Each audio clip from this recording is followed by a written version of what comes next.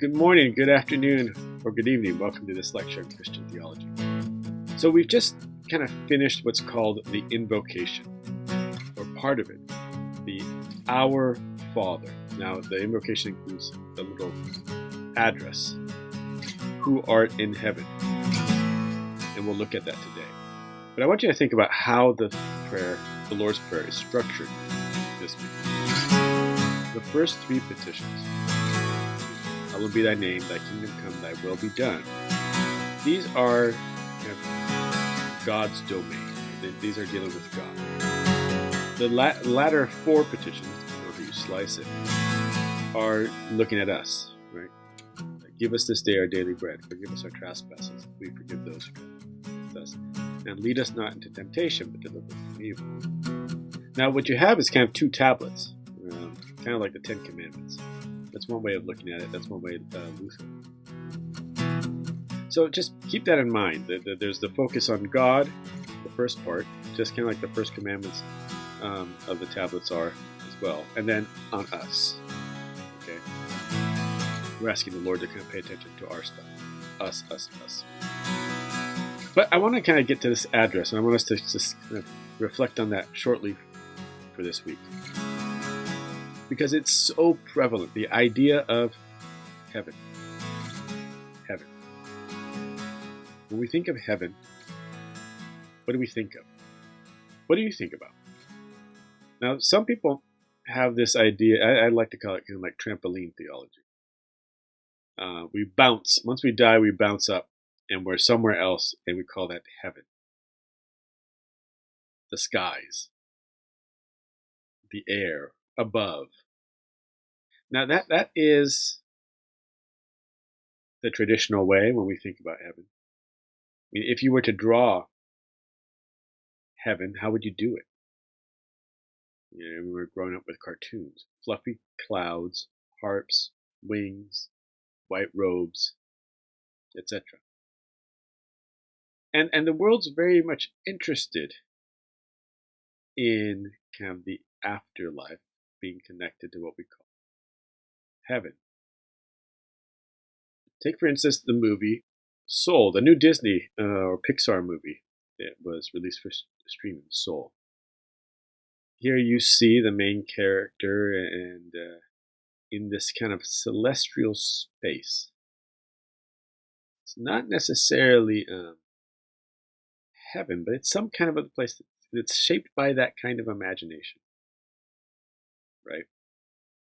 And it embodies this kind of trampoline metaphor. Here in this image, you see the main character on this kind of escalator, leaving someplace and going up somewhere. Heaven. Our Father who art in heaven. God has an address, but where is it? Where is it? You also remember this popular New York Times bestseller, Heaven is for Real, right? Where this boy has a near-death experience and comes back telling stories about grandpa, etc., etc. And even the title is meant to kind of convey a sense of place, a place that's different from this place, somewhere else. Now, what does the Bible say about this? How are we supposed to understand heaven in an eschatological sense, in a future sense? Is it somewhere we go? Does the Bible teach us that when we die, we trampoline, we jump, we leap, or get on an escalator and go somewhere and escape?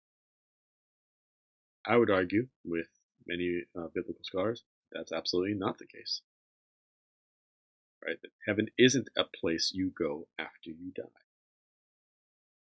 The book of Revelation talks about a marriage between heaven and the final, a cohesion, something that's kind of in harmony, beautifully overlapping in ways it wasn't before. When Jesus in the Gospel of Matthew talks about the kingdom of heaven being near, What does that mean? How are we supposed to take that? Now, it's not so much that God is in heaven. I think that might be the wrong way of thinking about it. It's not that God is in heaven. It's that wherever God is, there is an aspect of heaven, of God's reign, the kingdom of it. In Matthew's gospel, kingdom is a good indicator for trying to understand heaven, and this is tied to realm, dominion, domain. All authority on heaven and earth has been given, Jesus says, last chapter. And so where God reigns, where God's reign is becoming more and more evident, then heaven is breaking out all over the place. And so we can begin to think about how we experience heaven, or the foretaste of heaven, today in ways that mean we are in line with the kingdom. We are in line with the rule of God.